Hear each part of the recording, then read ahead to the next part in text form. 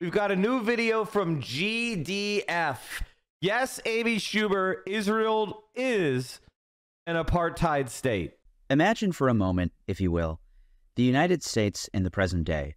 Imagine a bill reaches the U.S. House of Representatives called America, the nation-state of white people. In its basic principles, it states, the right to exercise national self-determination in the United States is unique to white people. Further down, a clause for white settlement. The state views the development of white settlement as a national value and will act to encourage and promote its establishment and consolidation. Outraged, a coalition led by the Congressional Black Caucus initiates a challenge to the bill and proposes a bill of their own, where it calls the United States a country for all its citizens. But the Speaker of the House unilaterally disqualifies the bill before it's allowed to even be debated. Why? The House General Counsel explains in a statement, the bill includes several articles that are meant to alter the character of the United States from the nation-state of white people to a state in which there is equal status from the point of view of nationality for whites and people of color. The bill is dead. America, the nation-state of white people, passes through both chambers of Congress unchallenged. It's then signed into law. U.S. President Joe Biden would invoke the law in a tweet a year later, saying, America is not a state of all its citizens. According to the nation-state law we passed, America is the nation-state of white people, and not anyone else. As one rights group put it, there is no democratic constitution in the world that designates the constitutional identity of the state on racial grounds as serving one ethnic group. There is now. This disconcerting scenario is anything but. It's completely real and happened just a few years ago to little coverage and little condemnation. And this is the key. And the reason why is because if you bring this kind of stuff up, there is a professional organization of people that will try to ruin your life and blacklist you from opportunities. That is the facts.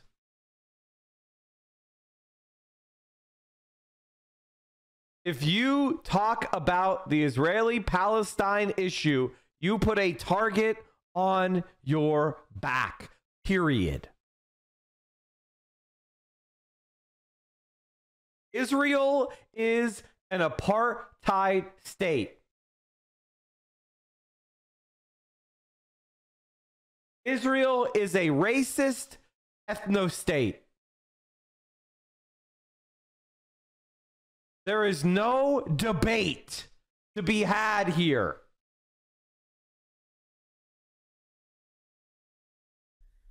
You've probably heard the phrase, Israel is an apartheid state.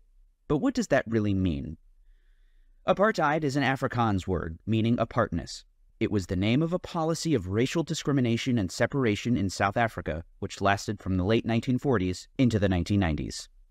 South Africa's apartheid government was roundly condemned by the international community, and as a result, a long series of conventions and statutes led to its firm prohibition under international law. In fact, the UN General Assembly has condemned it as a crime against humanity since as far back as 1968. In 1973, the General Assembly adopted the International Convention on the Suppression and Punishment of the Crime of Apartheid.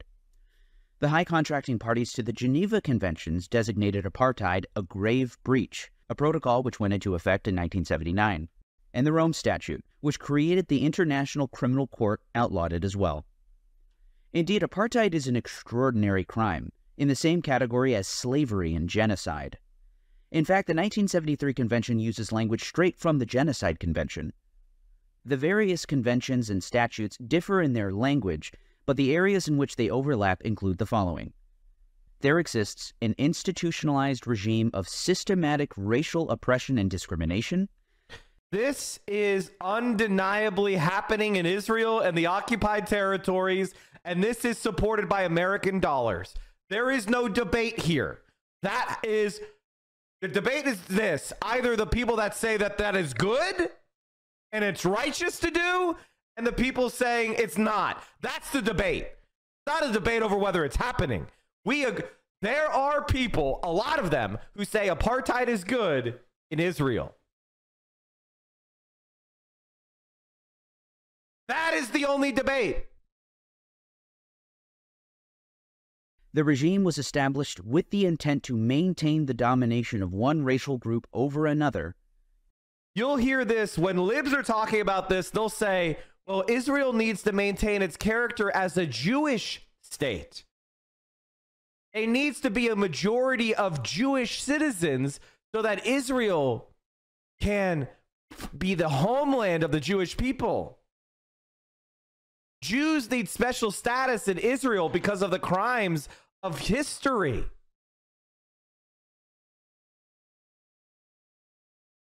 Can you imagine if America said, wow, you know, we did that genocide against the Native Americans.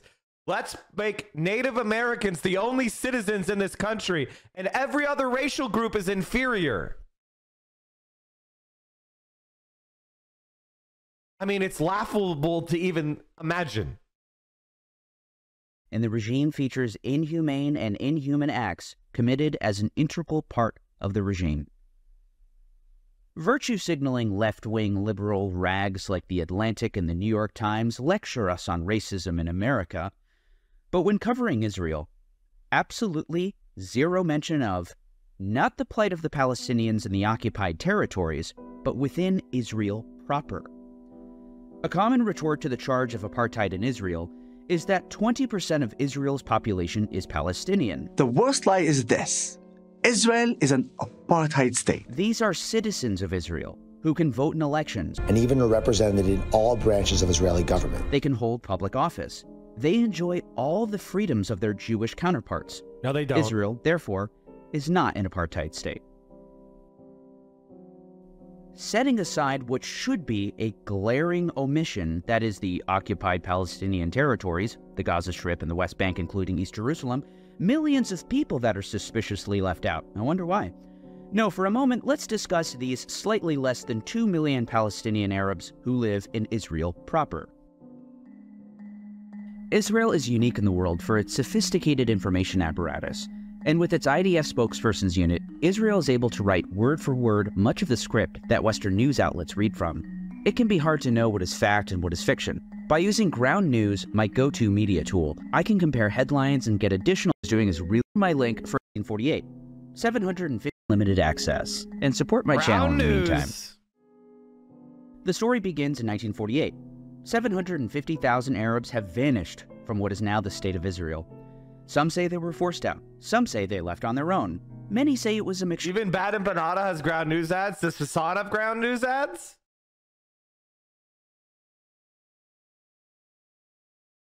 I would love. Do they buy ads on Twitch?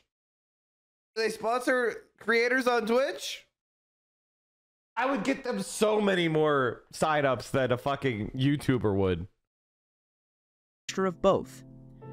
Maybe for argument's sake, I'll grant that every single Palestinian left on their own. Roughly 90% of the population was expelled. With all of these Palestinians now gone, the State of Israel begins a campaign of systematic destruction of Palestinian homes through demolition and forestation, the planting of trees in villages, making them uninhabitable.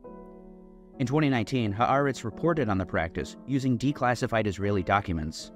Whether the Palestinians were forced out or left on their own, no matter, the destruction of homes ensured that they had no place to come back to, which under international law is still forced displacement. One example is representative of the broader trend. In 1948, the Israeli military ordered the northern village of Ikrit, with a population of 600, to leave temporarily. This is a temporary measure. They didn't actually cross the border, but relocated just several kilometers away. But they were never allowed to return. The residents sued for the right to return, and actually won. Israel's Supreme Court ruled in their favor. However, the Israeli Ministry of Defense refused to implement the decision, fearing it would create a precedent.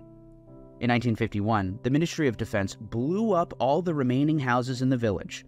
To this day, the Ikrit community numbers 1,500, who live just 20 kilometers away in Ramah. And to this day, they continue to fight for their right to return to their homes.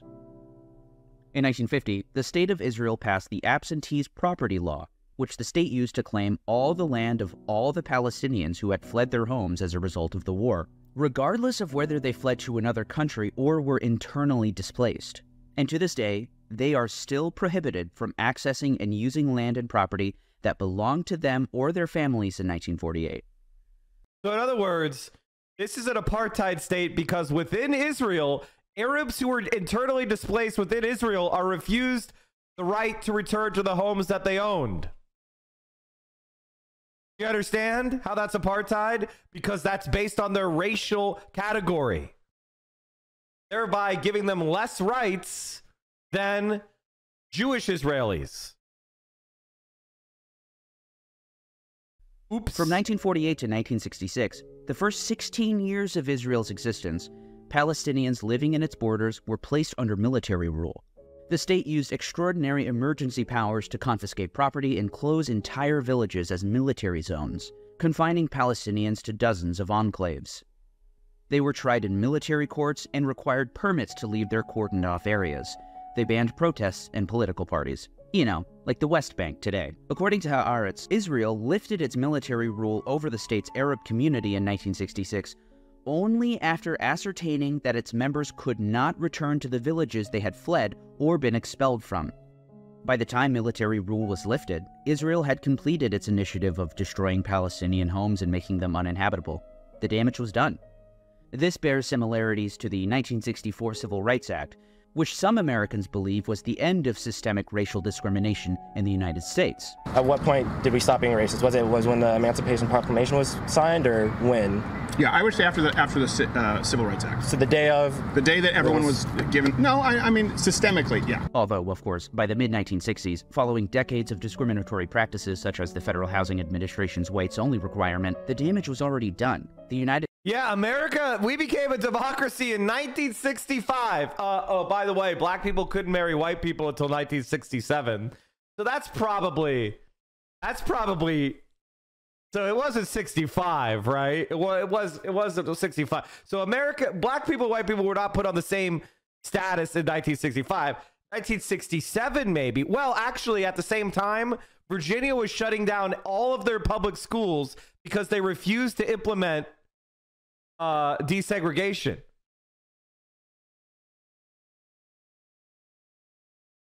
So I guess that wasn't the year either that black people and white people were equal.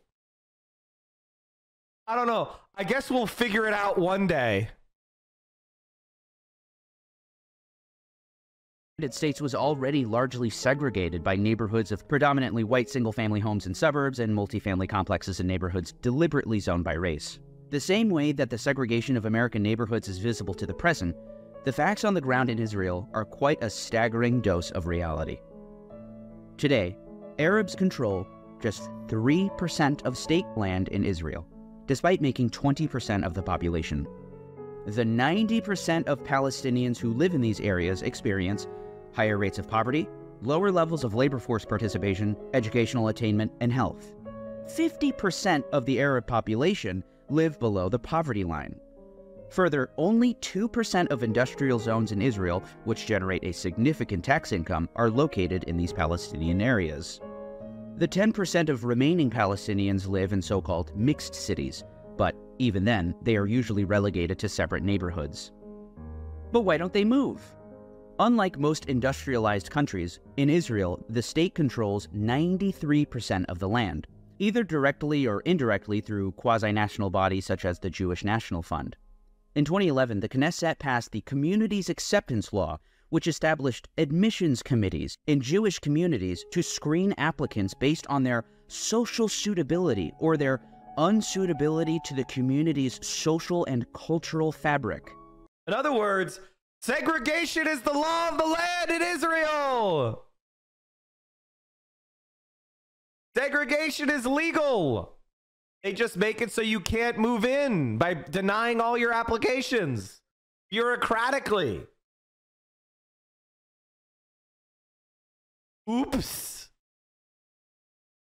This vague wording enables discrimination, primarily against Arabs, but also against Mizrahi Jews, Ethiopian Israelis, or anyone whom residents of the privileged community fear will lower the value of their homes. The 2011 law stipulated that these admissions councils were limited to towns with 400 residents, though this rule was repeatedly broken. Regardless, in 2023, the law was expanded to towns with 1,000 residents. Today, admissions committees operate in 53 regional councils, which control 81% of state land in Israel. Arabs are, in practice, barred from leasing land in 80% of the land in the state of Israel. For more than 15 years, the residents of el-Haran have been waging a legal battle to save their village, which is slated for demolition. In 2017, Israeli forces attempted to evacuate el-Haran by force and began demolishing homes.